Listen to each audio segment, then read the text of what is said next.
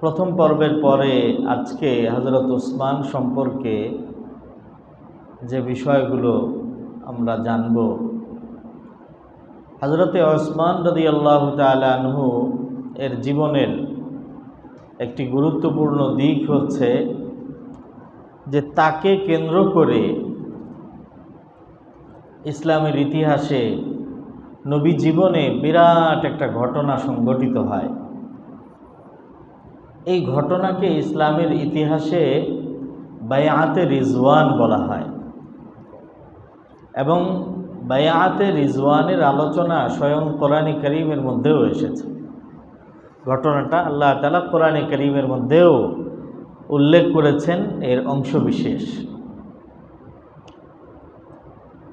ঘটনার প্রেক্ষাপট হলো এই, বায়াত মানে শপথ আর রিজওয়ান মানে সন্তুষ্টি।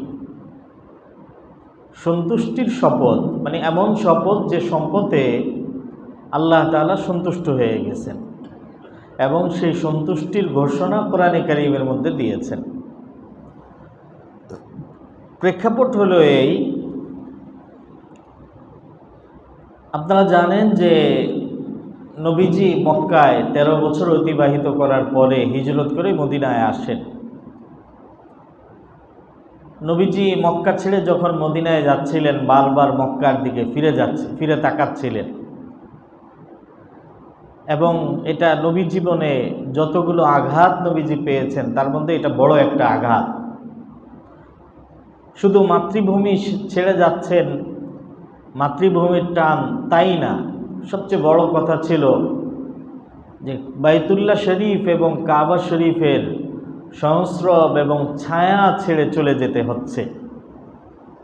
যেন বাইতুল্লাহর দিকে বারবার আবেগ কাতর হয়ে তাকাচ্ছিলেন, নবীজির চোখ দিয়ে পানি পড়ছিল। এটা প্রতিটি মুসলমানের অন্তরেই, সাহাবীর অন্তরেই একটা বিরাট একটা ক্ষত সৃষ্টি করেছিল এই ঘটনা। মদিনায় যাওয়ার পরেও এই মক্কার টান এটা এক মুহূর্তের জন্য না নবীজির থেকে দূর হয়েছে অথবা কোনো মুসলমানের থেকে। এর ভেতর দিয়েই হিজরতের পরে মদিনায় আসার পরে 1 বছর, 2 বছর, 3 বছর, 4 বছর, 5 বছর, 6 বছর অতিবাহিত হয়ে গেছে। হিজরতের 6ষ্ঠ বছর নবীজি একদিন ফজরের পরে, নবীজির অভ্যাস ছিল যে ফজরের পরে নবীজি মুসল্লিদের দিকে ঘুরে বসতেন এবং আসরের পরে। এজন্য আমরাও দেখি যে ইমাম সাহেব 5 ওয়াক্ত নামাজের মধ্য থেকে ফজর আর আসর এই 2 ওয়াক্ত নামাজে মুসল্লিদের দিকে ঘুরে বসেন। এটা মূলত নবীজির সুন্নাহ। ফজরের পরে ঘুরে বসে নবীজি সাধারণত জিজ্ঞাসা করতেন, এই তোমরা কি কেউ কোনো স্বপ্ন দেখেছো? সাহাবীরা বিশেষ কোনো স্বপ্ন দেখলে বলতেন, নবীজি সেটার ব্যাখ্যা করতেন। কখনো নবীজি নিজেই বলতেন যে আমি আজকে এই স্বপ্ন দেখেছি এবং এই স্বপ্নের ব্যাখ্যা এই। আসরের পরে সারা দিনের কার্য বিবরণী নবীজি শুনতেন বা এটা নিয়ে আলোচনা করতেন। আল্লাহু আকবার। তো একদিন নবীজি ফজরের পরে ঘুরে বসে সাহাবীদেরকে বললেন যে আমি আজকে একটা স্বপ্ন দেখছি। কি স্বপ্ন?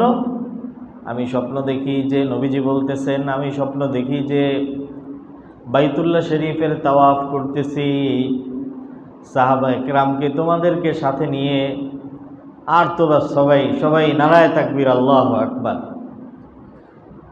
কারণ সকলের অন্তরের মধ্যে যে সুপ্ত আবেগ, নবীজির স্বপ্নের কথা শুনে মুহূর্তের মধ্যে ওই আবেগ আবার উদ্বেলিত হয়ে উঠেছে। কারণ সাহাবায়ে কেরাম জানতেন যে আম্বিয়ায়ে কেরাম আলাইহিমুস সালাতু ওয়াস সালামের স্বপ্ন এটা ওয়াহী হয়।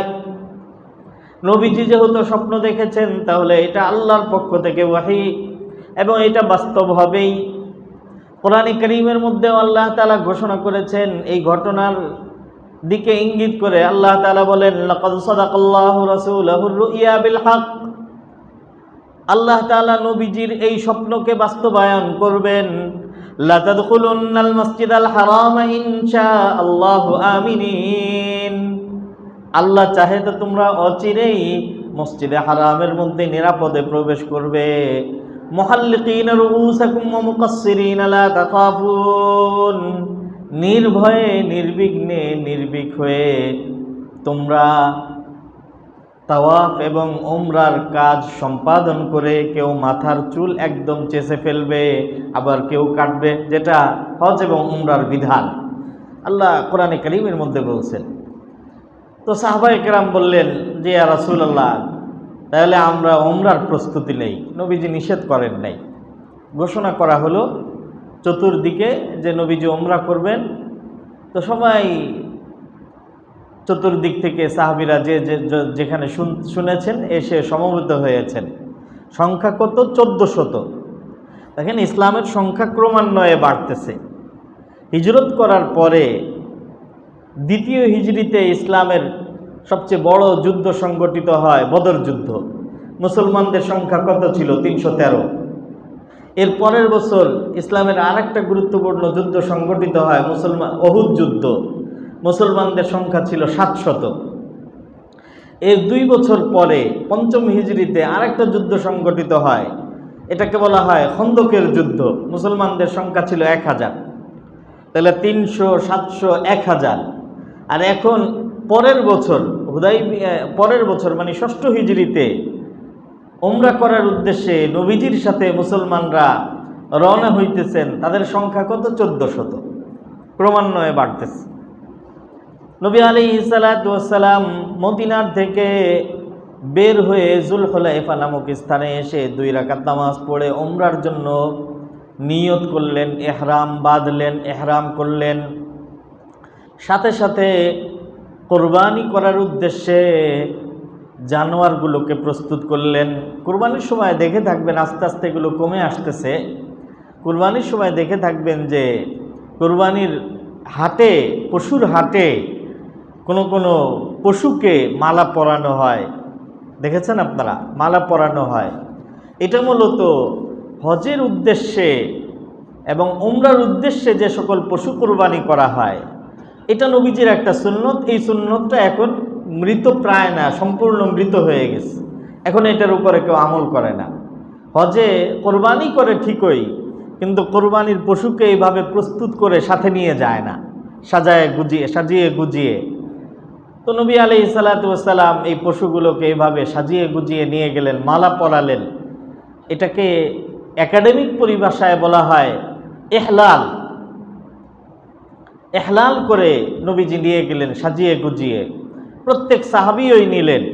নবীজি একা কুরবানি করার উদ্দেশ্যে 70টা উট নিয়েছিলেন, আর প্রত্যেক সাহাবীও নিয়েছিলেন। এটার একটা বড় উদ্দেশ্য ছিল এই যে তদানীন্তন আরব সমাজে ডাকাতি, দস্যুতা, রাহাজানি এটা ব্যাপক ছিল।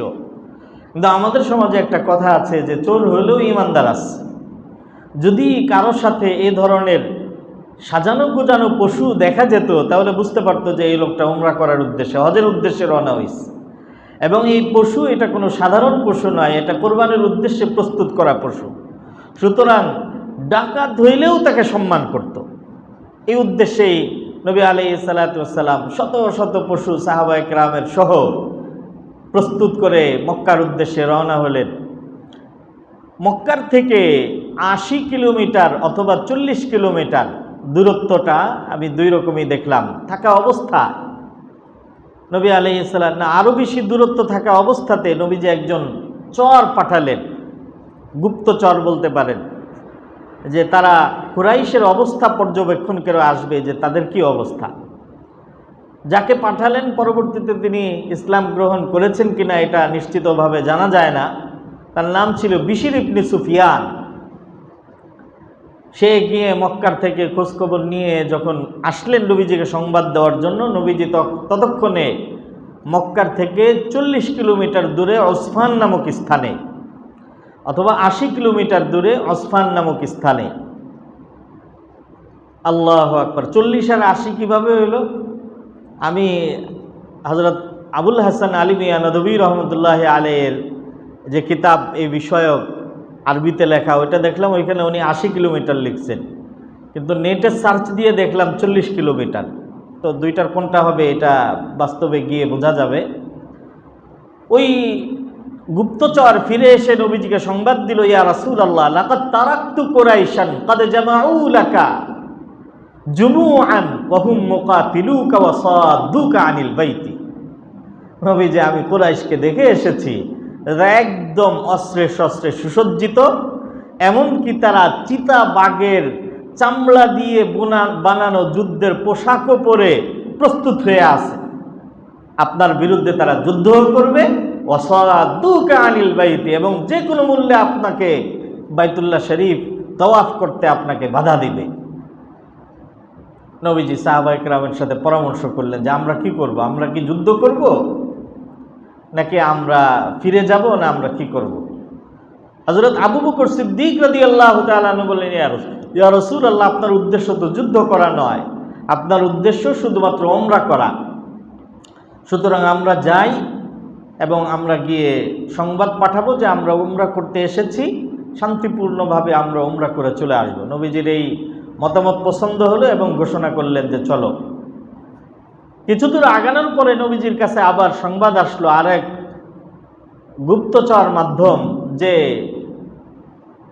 যে পথ দিয়ে মদিনার থেকে মক্কায় যাওয়া আসা করে ওই পথে কুরাইশ বাহিনী ইতিমধ্যে তারা তাদের একটা বাহিনী, খালিদ ইবনে ওয়ালিদ বিশিষ্ট সাহাবী, কিন্তু তখনও মুসলমান হন নাই, তার নেতৃত্বে পাঠিয়ে দিছে নবীজিকে বাধা দেওয়ার জন্য। নবী আলাইহিস সালাতু ওয়াস সালাম স্বাভাবিক এই পথ পরিবর্তন করে অন্য পথ দিয়ে মক্কার কাছাকাছি যাওয়ার সিদ্ধান্ত নেন এবং ভিন্ন উপত্যকা পথ ব্যবহার করে মক্কার থেকে কেবলমাত্র 8 কিলোমিটার দূরে হুদাইবিয়া নামক স্থানে তিনি গিয়ে অবস্থান করেন নাই, বরং হুদাইবিয়া নামক স্থানে পৌঁছেন সন্ধ্যা হয়ে গেছে। সন্ধ্যা হওয়ার কারণে নবীজি যে উটের উপরে বসা ছিলেন ওই উটের নাম ছিল কাসওয়া। কাসওয়া একদম হঠাৎ করে থেমে গেছে। তো গরুকে যেভাবে বিভিন্ন রাখালরা বিভিন্ন শব্দ দিয়ে কমান্ড করে, হেই বিভিন্ন ধরনের শব্দ বলে, এই উটের জন্য আরবদের বিভিন্ন ধরনের শব্দ ছিল। হাল হাল মানে এই চল চল, কিন্তু যত আওয়াজ করতেছে কাসওয়া আর চলতেছে না। সাহাবায়ে কেরামদের মধ্যে কেউ কেউ বলল যে কাসওয়া উট, নবীজির উট আজকে অবাধ্য হয়ে গেছে। নবীজি বললেন যে না, অবাধ্য হয় নাই, বরং হস্তি বাহিনীকে যে আল্লাহ বাইতুল্লাহর দিকে অগ্রসর হতে থামিয়ে দিয়েছিলেন, ওই আল্লাহ আমার উটনি কাসওয়াকেও আজকে থামিয়ে দিয়েছেন। এটা আল্লাহর হুকুমেই হয়েছে যে এই মুহূর্তে সামনে যাওয়া যাবে না। উট থেমে যাওয়ার পরে নবী আলাইহিস সালাতু ওয়াস সালাম সাহাবায়ে কেরাম সেখানে অবস্থান গ্রহণ করলেন বাধ্য হয়ে। 1400 সাহাবী অবস্থান গ্রহণ করার পরে এখন খাবার দাবারের প্রয়োজন। ওইখানে একটা পুরাতন ছোট একটা কূপ ছিল, রান্না করার জন্য পানি সংগ্রহ করতে গেছেন, গিয়ে দেখেন পানি নাই। নবীজিকে এসে বললেন, ইয়া রাসূলুল্লাহ, কূপের মধ্যে পানি নাই, এখন আমাদের কি অবস্থা হবে? হুজুর আলাইহিস সালাতু ওয়াস সালাম বললেন, আমাকে নিয়ে চলো। নিয়ে যাওয়া হলো। নবী আলাইহিস সালাতু ওয়াস সালাম মুখের মধ্যে এক কুলি পানি নিয়ে ওইটার মধ্যে নিক্ষেপ করলেন। কয়েকজন সাহাবীকে আগে কূপের নিচে নামতে বলছেন যে কি অবস্থা এটা দেখো। তাদের সাথে তীর ছিল। তারা যাওয়ার পরে নিচের থেকে আওয়াজ দিছে যে পানি খুব কম। তখন নবীজি কুলি করে পানি ফেলছেন। পানি ফেলার সাথে সাথে এমনভাবে পানির গতি বেড়ে গেছে যে ওই সাহাবীরা দ্রুত কূপের থেকে উপরে আসবে, দ্রুত এসেও পানির গতির সাথে তারা পারতেছিলেন না। উপক্রম কেমন যেন তারা ডুবে যাবেন, ডুবে যাওয়ার উপক্রম। যাই হোক, উঠে আসছেন। 1400 সাহাবীর রান্না বান্না অন্যান্য প্রয়োজন সম্পন্ন হয়েছে, কিন্তু কূপের পানি 1 ইঞ্চিও কমে নাই। এটা নবীজির একটা মুজিজা ছিল। অবস্থান গ্রহণ করার পরে নবী আলাইহিস সালাতু ওয়াস সালাম স্থানীয় একজন প্রতিনিধি, স্থানীয় একজন, নবীজি পাঠান নাই, ওইখানে অবস্থান করা অবস্থাতে কুরাইশদের পক্ষ থেকে খুজাআ গোত্রের একজন প্রতিনিধি আসলো, নাম হলো বুদাইল ইবনে ওয়ারাকা। নবীজিকে বলল যে কুরাইশরা বলছে আপনি যেতে পারবেন না। হুজুর আলাইহিস সালাতু ওয়াস সালাম বুদাইল ইবনে ওয়ারাকাকে বললেন যে আমি তো শুধু উমরা করতে চাই। বুদাইল ইবনে ওয়ারাকা গিয়ে কুরাইশের কাছে এই সংবাদ পৌঁছাইলেও তারা এটা মানে নাই। দ্বিতীয় পর্যায়ে এটা কুরাইশদের পক্ষ থেকে আসা প্রথম প্রতিনিধি বুদাইল ইবনে ওয়ারাকা। দ্বিতীয় পর্যায়ে তায়েফ, নবীজি যেখানে গিয়ে আবার ফিরে আসতে বাধ্য হয়েছেন, তায়েফের সর্দার উরওয়া ইবনে মাসউদ সাকাফি, সে খুব বড় একজন কূটনীতিবিদ ছিল। বিভিন্ন রাজ দরবারে রাজা বাদশাদের কাছে গিয়ে কূটনৈতিক সম্পর্ক তৈরি করা এবং কথাবার্তা আদান প্রদান করা, এটাই তার কাজ ছিল। উরওয়া ইবনে মাসউদ সাকাফি, যিনি পরবর্তীতে মুসলমান হয়েছিলেন, উরওয়া ইবনে মাসউদ সাকাফিকে পাঠাইছে, গিয়ে তুমি একটু ভালো করে ধমকায় আসবা। উরওয়া ইবনে মাসউদ এসেছেন, এসে অনেক কথাবার্তা হয়েছে। সে তাকে যে দায়িত্ব দিয়ে পাঠানো হয়েছে সে ধমকাধমকিও করছে। হযরত আবু বকরের সাথে তর্ক বিতর্ক হয়েছে, হযরত মুগীরা ইবনে শুবাইর সাথে তর্ক বিতর্ক হয়েছে, নবী আলাইহিস সালাতু ওয়াস সালামকে শক্ত মন্দ বলেছে। কিন্তু সাহাবায়ে কেরামের বিভিন্ন আচার আচরণে, মানে নবীজির সাথে করা আচার আচরণ, এটা তার মধ্যে বিরাট প্রভাব সৃষ্টি করছে। ফিরে গিয়ে কুরাইশরা বলছে যে কি অবস্থা। তো উরওয়া ইবনে মাসউদ তাদেরকে জবাব দিচ্ছে যে আমার মতামত হইল যে তোমরা মুহাম্মদকে তার অবস্থার উপরে ছেড়ে দাও, সে যা করতে চায় তাকে করতে দাও। এ কথা শুনে তারা তো অগ্নিশর্মা, তোমাকে তো বুদ্ধিমান মনে করেছিলাম, বিভিন্ন রাজা বাদশাহ রাষ্ট্রপ্রধানদের কাছে তুমি প্রতিনিধি হয়ে যাও, আসো, বড় কূটনীতিবিদ কুরাইশদের, আজকে মুহাম্মাদের জাদুতে তুমিও জাদুগ্রস্ত হয়ে গেছো। উরওয়া ইবনে মাসউদ জবাব দিলেন যে দেখো, ঠিকই বলেছো, ওয়ালাকাদ ওয়াফাদতু আলাল মুলুকি আলাল কিসরা ওয়া কাইসার ওয়ান নাজাশি ওয়া ফামা রাআইতু মালিকান ইউআযিমুহু আসহাবুহু মা ইউআযিমু আসহাবু মুহাম্মাদিন মুহাম্মাদা।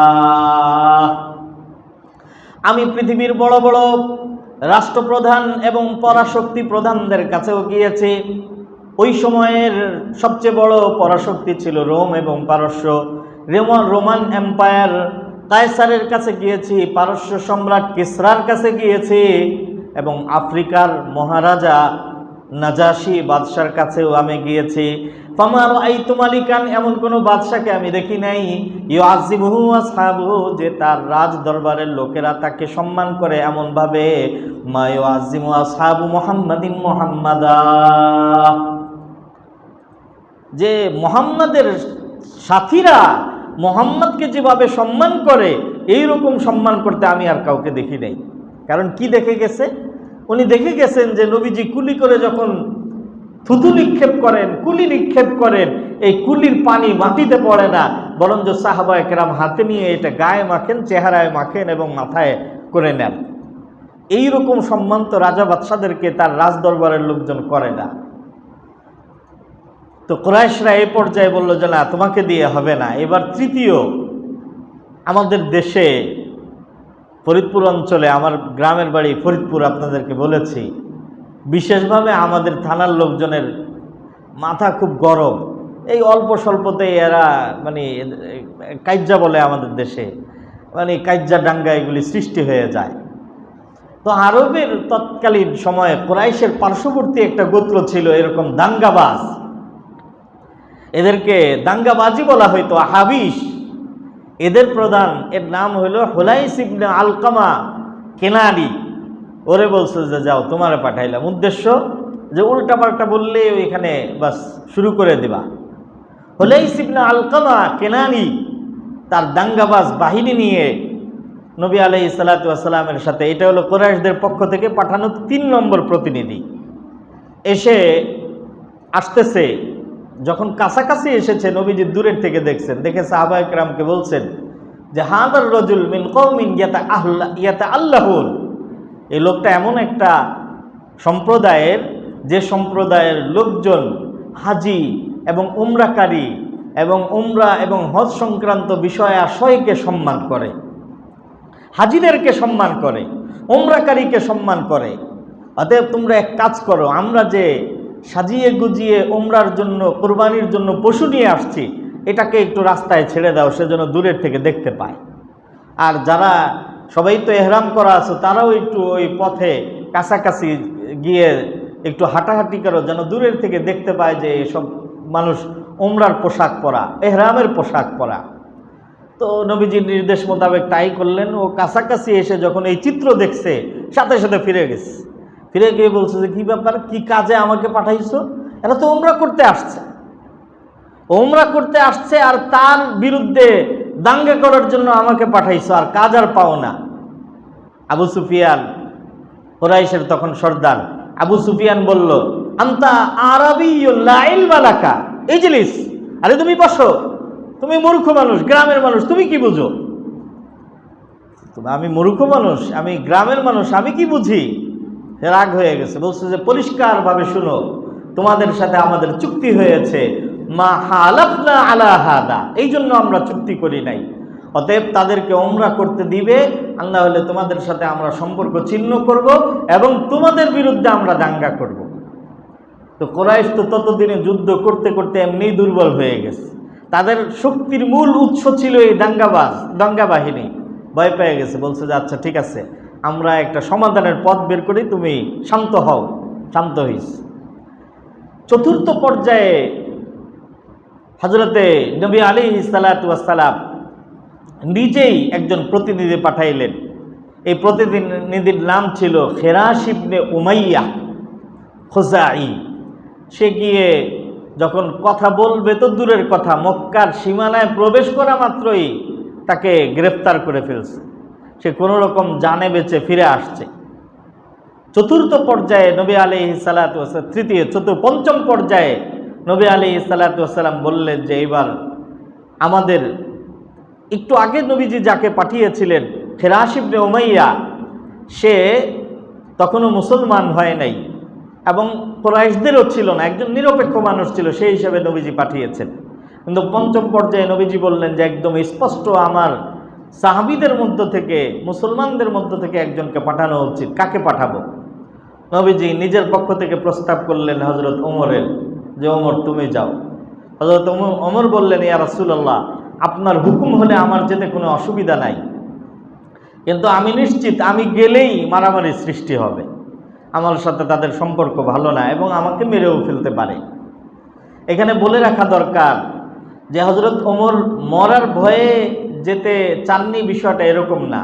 তিনি এই জন্য যেতে চান নাই যে তাকে যদি মেরে ফেলে তাহলে তো কাজ তো আর হইল না। এই জন্য তিনি বলছেন যে কাজ হবে যার দ্বারা, তাকে পাঠান। হযরত ওমর রাদিয়াল্লাহু তাআলা আনহু বললেন যে আমার দৃষ্টিতে যাকে দেখে কুরাইশরা চক্ষু লজ্জা অনুভব করবে সেই লোকটা হলো ওসমান ইবনে আফফান।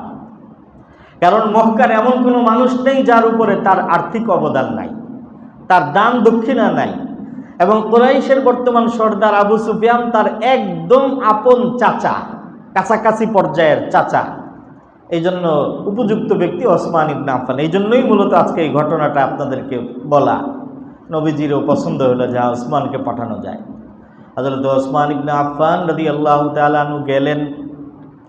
হযরত ওসমান ইবনে আফফান যখন মক্কায় প্রবেশ করলেন সীমানায়, তাকেও গ্রেফতার করতে চেয়েছিলেন, কিন্তু তিনি তো বড় মাপের মানুষ ছিলেন। তার চাচাতো ভাই ওইখানে উপস্থিত ছিল, সে কাফের। সে বলল যে খবরদার, আমার চাচাতো ভাই ওসমানের দিকে কেউ চোখ তুলে তাকাবে না, আমি তাকে নিরাপত্তা দিলাম। এটা আরব সংস্কৃতির মধ্যে ছিল যে বড় কোনো সর্দার অপর কাউকে নিরাপত্তা দিলে সবাই এই নিরাপত্তার সম্মান করা, এটা সামাজিকভাবে জরুরি ছিল।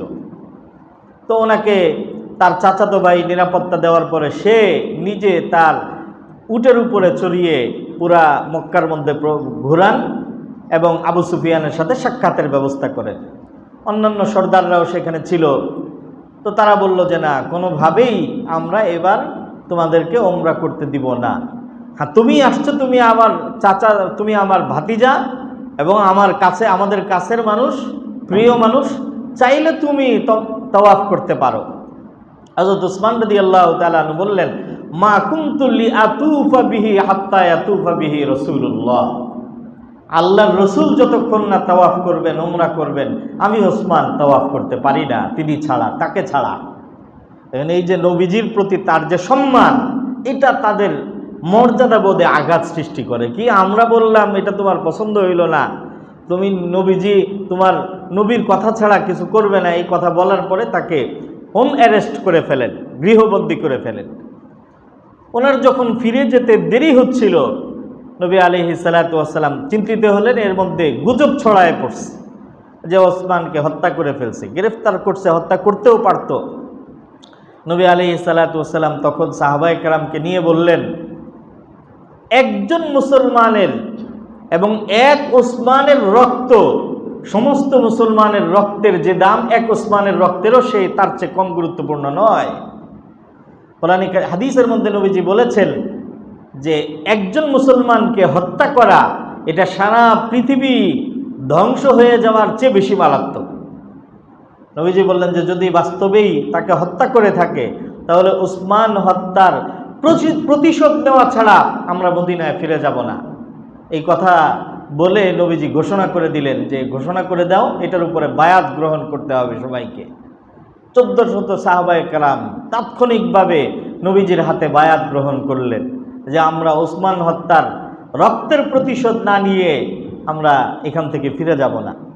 দেখেন, এটা মুসলমানদের একটা পরীক্ষা ছিল। কি পরীক্ষা? আল্লাহ তাআলা তো জানতেন যে ওসমানকে হত্যা করা হয় নাই, কেবল হোম অ্যারেস্ট করা হয়েছে, গৃহবন্দী করা হয়েছে। আল্লাহ তাআলা চাইলে এটা ওহীর মাধ্যমে জানায় দিতেন, কিন্তু আল্লাহ তাআলা জানান নাই। কেন? সাহাবায়ে কেরামের আনুগত্য পরীক্ষা করা, যে তাদের পরস্পরের মধ্যে নবীজির প্রতি তাদের আনুগত্যটা কেমন এবং একজন মুসলমান অপর মুসলমানের প্রতি তাদের দরদটা কেমন। তারা বায়াত গ্রহণ করে ফেললেন। আল্লাহ তাআলা এই বায়াতের উপরে সাথে সাথে কোরআনে কারীমের আয়াত নাজিল করছেন। লাকাদ রাদিয়াল্লাহু আনিল মুমিনিনা ইয ইউবাইউনাকা তাহতা শাজারাতি ফাআলিমা মা ফি কুলুবিহিম ফাআনজালাস সাকিনাতা আলাইহিম ওয়া আসাবাহুম ফাতহান করিবা। আল্লাহ তাআলা সন্তুষ্ট হয়ে গেছেন ওই সমস্ত মুসলমানদের উপরে যারা বাবুল গাছের নিচে নবীজির হাতে উসমান হত্যার রক্তের প্রতিশোধ নেওয়ার জন্য বায়াত গ্রহণ করেছে। এখান থেকে মুসলমানদের জন্য, আমাদের জন্য একটা শিক্ষা হলো এই, আল মুসলিমুনা কাজাসাদিন ওয়াহিদিন ইন ইশতাকা আইনুহু ইশতাকা কুল্লুহু। মুসলমানদের সম্পর্কটাই এমন হবে যে পৃথিবীর যে কোনো প্রান্তে একজন মুসলমান যদি আক্রান্ত হয় তাহলে সারা পৃথিবীর মুসলমানদেরকে যদি ব্যথিত হতে হবে, যদি ব্যথিত হয় তাহলেই তারা মুসলমান, আর না হলে না। চাই আমেরিকা হোক, ইউরোপ হোক, অথবা চেচেনিয়া, বসনিয়া, কাশ্মীর হোক, অথবা আরকান হোক, আর যেখানেই হোক, একজন মুসলমান যদি আক্রান্ত হয় তাহলে গোটা পৃথিবীর মুসলমানদেরকে ওই ব্যথায় ব্যথিত হতে হবে। এখন এই মানদণ্ডের উপরে আমরা আমাদের ঈমানকে একটু যাচাই বাছাই করি যে পৃথিবীতে প্রত্যন্ত জায়গায় বিভিন্ন অঞ্চলে মুসলমানরা আর নির্যাতিত, নিষ্পেষিত, আমরা শুধুমাত্র নিউজে, খবরে এবং সংবাদে শুধু সংবাদ দেখি, কিন্তু আমাদের অন্তরের মধ্যে ওই রকমের ব্যথা সৃষ্টি হয় না। বোঝা গেল আমাদের ঈমানের মধ্যে ঘাটতি আছে। আল্লাহ তাআলা আমাদেরকে পরিপূর্ণ ঈমান আর মুসলিম উম্মাহের প্রতি দরদ আমাদেরকে সৃষ্টি করে দিন, দান করুন, বলেন আমিন। তো আমি বলছিলাম যে হযরত ওসমান রাদিয়াল্লাহু তাআলা আনহু ওই সাহাবী যার জন্য স্বয়ং 1400 সাহাবী নবীজির হাতে বায়াত গ্রহণ করেছেন, এবং এই বায়াতের ঘটনা স্বয়ং কোরআনে কারীমের মধ্যে আল্লাহ তাআলা উল্লেখ করেছেন। ঘটনা এরপরে আরও লম্বা, আমি ওদিকে যাব না। হযরত ওসমান রাদিয়াল্লাহু তাআলা আনহু ইসলামের তৃতীয় খলিফা। প্রথম খলিফা হযরত আবু বকর সিদ্দিক, দ্বিতীয় খলিফা হযরত ওমর রাদিয়াল্লাহু তাআলা আনহু, তৃতীয় খলিফা হযরত ওসমান ইবনে আফফান রাদিয়াল্লাহু তাআলা আনহু। তিনি খলিফা কিভাবে হলেন অল্প সময়ের মধ্যে আমরা বোঝার চেষ্টা করব খলিফা কিভাবে হলেন। প্রথম খলিফা হযরত আবু বকর সিদ্দিক রাদিয়াল্লাহু তাআলা আনহু 2 বছর 2 মাস এবং কয়েকদিন তিনি খেলাফতের দায়িত্ব পালন করেন। দ্বিতীয় খলিফা হযরত ওমর রাদিয়াল্লাহু তাআলা আনহু 10 বছর খেলাফতের দায়িত্ব পালন করেন। আজকে জিলহজ মাসের 25 তারিখ, জিলহজ মাসের মানে 12 হিজরিতে, জিলহজ মাসের 12 হিজরি, 12 না 22 হিজরিতে, জিলহজ মাসের 22 হিজরির জিলহজ মাসের 29 তারিখে হযরত ওমর রাদিয়াল্লাহু তাআলা আনহু একদিন ফজরের নামাজে ইমামতি করতেছিলেন। হযরত ওমরের অভ্যাস ছিল ফজরের নামাজে অনেক লম্বা কেরাত পড়তেন। অন্ধকারে তিনি নামাজ আরম্ভ করতেন, আর কেরাত পড়তে পড়তে, ফজরের নামাজ পড়তে পড়তে ফর্সা হয়ে যেত। কত লম্বা কেরাত পড়তেন? সূরা ইউসুফ। সূরা ইউসুফ আপনার 7 পৃষ্ঠা এবং 6 পৃষ্ঠা, 7 আর 6 কত হয়? 13, 13.5 পৃষ্ঠা, মানে এক পারার পৌনে এক পারা, 20 পৃষ্ঠাতে এক পারা হয়, তাহলে পৌনে এক পারার মতো। এটা হযরত ওমর রাদিয়াল্লাহু তাআলা নামাজের মধ্যে দাঁড়ায় পড়তেন, প্রায় ফজরের নামাজের মধ্যে।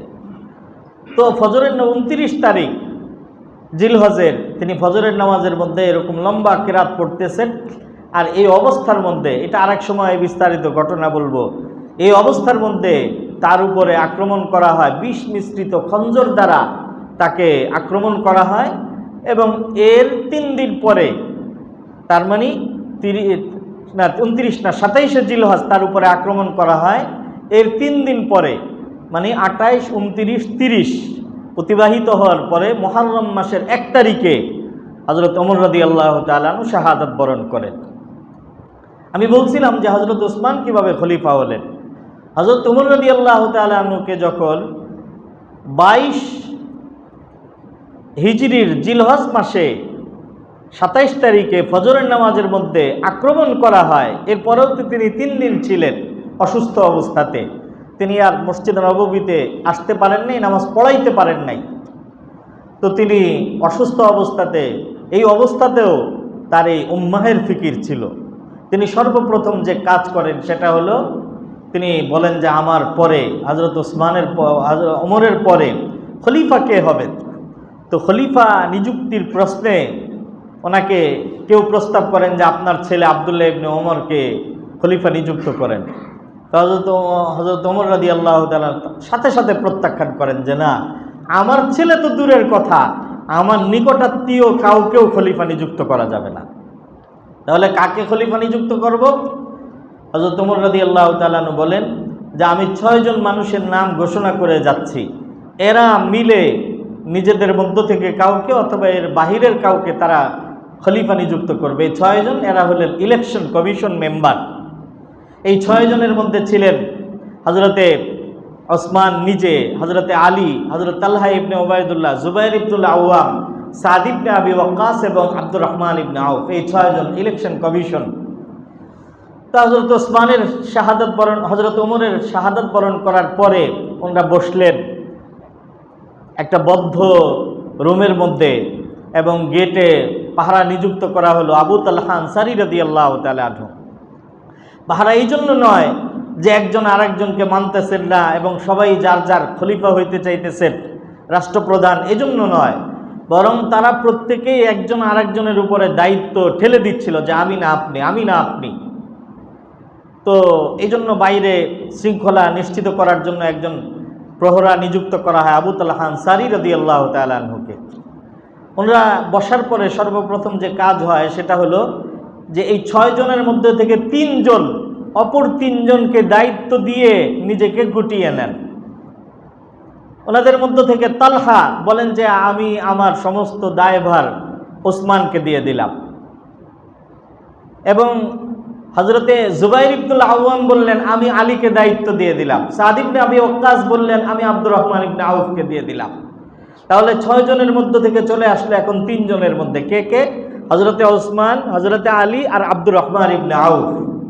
ওনারা 3 জন বসার পরে আব্দুর রহমান ইবনে আউফ বললেন যে হয়তো আপনারা আমাকে দায়িত্ব দেন, আমি আপনাদের মধ্য থেকে একজনকে খলিফা নিযুক্ত করি, অথবা আমি আপনাদেরকে দায়িত্ব দিতেছি, আপনারা খলিফা নিযুক্ত করেন। হযরত ওসমানও চুপ, হযরত আলীও চুপ। ওনাদের 2 জন চুপ থাকার পরে আব্দুর রহমান ইবনে আউফ বললেন যে তাহলে আমাকে দায়িত্ব দেন, আমি আপনাদের 2 জনের মধ্য থেকে কোনো একজনকে খলিফা নিযুক্ত করে দেই। তো দুজন বললেন যে ঠিক আছে, আপনি এটা করতে পারেন, 2 জনের যে কোনো একজনকে। হযরত আব্দুর রহমান ইবনে আউফ রাদিয়াল্লাহু, এখন 3 জনের মধ্য থেকে দায়িত্ব চলে আসলো আব্দুর রহমান ইবনে আউফের কাঁধে, আর খলিফা নিযুক্ত হবে 2 জনের মধ্য থেকে, হয়তো ওসমান আর না হলে হযরতে আলী। হযরতে আব্দুর রহমান ইবনে আউফ রাদিয়াল্লাহু তাআলা আনহু নিজে ঘোষণা করলে করতে পারতেন, যেহেতু ইলেকশন কমিশন তো হযরত ওমর বানায় গেছেন, কিন্তু সেটা তিনি করেন নাই। তিনি মদিনার বড় বড় সাহাবীদেরকে আলাদা আলাদা তাদের সাথে কথা বলছেন, একা একা কথা বলছেন, সম্মিলিতভাবে কথা বলছেন। 3 দিন পর্যন্ত তিনি পরামর্শ করছেন এবং এই 3 দিন এত বেশি চিন্তামগ্ন ছিলেন যে শুধুমাত্র ফরজ নামাজ আর সুন্নতে মুআক্কাদা ছাড়া অতিরিক্ত নামাজও পড়েন নাই। শুধু চিন্তা আর চিন্তা যে মুসলিম উম্মাহের জন্য কাকে খলিফা নিযুক্ত করলে, দায়িত্ব দিলে বেশি ভালো হবে। 3 দিন পরে একদিন ফজরের নামাজের মধ্যে হজরতে 3 দিন পরে মানে মুহররম মাসের 1 তারিখে হজরত ওমর শাহাদাত বরণ করছেন। 2, 3, 4, 5 তারিখ ফজরের নামাজের পরে হজরত আব্দুর রহমান ইবনে আউফ রাদিয়াল্লাহু তাআলা আনহু মিম্বরের মধ্যে বসে প্রথমে হজরত আলীকে বললেন, আপনি ওয়াদা করেন আমার সাথে, যদি আপনাকে খলিফা নিযুক্ত করা হয় তাহলে আপনি মুসলিম উম্মাহের জন্য ইনসাফের সাথে রাষ্ট্র পরিচালনা করবেন, আর যদি অন্য কাউকে ওসমানকে বানানো হয় তাহলে আপনি আনুগত্য করবেন। হযরত আলী দাঁড়ায় বললেন যে হ্যাঁ, আমি ওয়াদা করতেছি, আমাকে বানাইলে আমি ইনসাফ করব, আর ওসমানকে বানাইলে আমি আনুগত্য করব। এরপরে হযরত ওসমানকে দাঁড় করায় তার থেকেও একই ধরনের স্বীকারোক্তি নেওয়ার পরে এরপরে দুজনকে বসায় ঘোষণা করলেন যে আমি দেখেছি নবী আলাইহিস সালাতু ওয়াস সালাম বলেছেন যে নবী আলাইহিস সালাতু ওয়াস সালাম সবসময় গুরুত্ব দিয়েছেন আবু বকরকে, এরপরে ওমরকে, এরপরে ওসমানকে। আর হযরত ওমরকে আমি বলতে শুনে গেছি যে আমার মনে হয় আমার পরে ওসমানকেই লোকজন নির্বাচন করবে আর বাছাই করবে। আর আমি আলাদাভাবে সম্মিলিতভাবে কথা বলেছি, তাতে ওসমানের পক্ষে আমি মতামত বেশি পেয়েছি। এই জন্য আমি ওসমানকে ইসলামের 3য় খলিফা এবং রাষ্ট্রপ্রধান হিসেবে ঘোষণা করলাম। হযরত ওসমান রাদিয়াল্লাহু তাআলা আনহুর হাতে বায়াত হয়ে গেলেন সবাই। এইভাবে ইলেকশন কমিশন এবং ব্যাপক পরামর্শ সভায় এর মাধ্যমে হযরত ওসমান রাদিয়াল্লাহু তাআলা আনহু ইসলামের 3য় খলিফা নিযুক্ত হন। হযরতে শেখুল ইসলাম ইবনে তাইমিয়া রাহমাতুল্লাহি আলাইহি বলেন যে খলিফা নির্বাচনের এক একজনের এক এক পদ্ধতি অবলম্বন করা হয়েছে এক একজনের ক্ষেত্রে, তবে হযরত ওসমানের ক্ষেত্রে যে পদ্ধতি অবলম্বন করা হয়েছে এটা সবচেয়ে বেশি শক্তিশালী এবং সবচেয়ে বেশি সর্বজন বিদিত। এজন্য তার খেলাফত গ্রহণ এবং খেলাফত সংগঠিত হওয়ার পদ্ধতিটা সবচেয়ে বেশি জোরালো। হযরত ওসমান দায়িত্ব গ্রহণ করার পরে দীর্ঘ 12 বছর তিনি খেলাফতের দায়িত্ব পালন করেন। এই দীর্ঘ 12 বছরে তিনি যে অসামান্য কর্মযজ্ঞ করেছেন তার ফিরিস্তি অনেক লম্বা। এই অসামান্য কর্মযজ্ঞের মধ্যে অন্যতম মহান কর্ম হচ্ছে আমরা যে কোরআন পড়ি এখন, সূরা ফাতিহার থেকে আরম্ভ হয়ে সূরা নাস পর্যন্ত 114টা সূরার যে বিন্যস্ত সুবিন্যস্ত রূপ, এটা হযরত ওসমান রাদিয়াল্লাহু তাআলা আনহুর একটা রাষ্ট্রীয় উদ্যোগ এবং একটা রাষ্ট্রীয় কাজ। বিস্তারিত আলোচনা মনে করেছিলাম যে আজকে করা সম্ভব হবে, কিন্তু এটা সম্ভব হয় নাই। কিভাবে কোরআন সংকলিত হয়ে আমাদের পর্যন্ত আজকে এভাবে এসেছে, এই বিষয়টা আমরা মুসলমানদের সাংবিধানিক গ্রন্থ কোরআন হিসাবে এটা আমাদের জানা, এটা একটা ঈমানের দাবি। ইনশাআল্লাহ এটা পরবর্তী আলোচনায় আমরা আলোচনা করব। আল্লাহ তাআলা আমাদেরকে এই বিষয়গুলো বোঝার, মুসলিম উম্মাহের ইতিহাস। আজকের এই আলোচনার মধ্যে সবচেয়ে বড় গুরুত্বপূর্ণ শিক্ষা হচ্ছে এই যে একজন মুসলমানের গুরুত্ব ইসলামের মধ্যে, উম্মাহের মধ্যে এমন যে গোটা মুসলিম উম্মাহের যেমন একজন মুসলমানের গুরুত্ব এরকম। আজকে বিভিন্ন জায়গায় মুসলমানদেরকে নির্যাতন করা হচ্ছে, নিপীড়ন করা হচ্ছে, আমরা শুধু সংবাদ জানতেছি, বাস এতটুকুই। উম্মাহের প্রতি আমাদের কোনো দরদ নাই। উম্মাহের প্রতি যতক্ষণ পর্যন্ত প্রত্যেকটা মুসলমানের মধ্যে আবেগ আর দরদ সৃষ্টি না হবে ততক্ষণ পর্যন্ত মুসলমানরা পৃথিবীর বুকে, পৃথিবীর মানচিত্রে মাথা উঁচু করে দাঁড়াতে পারবে না। আল্লাহ তাআলা আমাদের অন্তরের মধ্যে উম্মাহের দরদ সৃষ্টি করে দিন, বলেন আমিন। ওয়া আখিরু দাওয়ানা আলহামদুলিল্লাহি রাব্বিল আলামিন।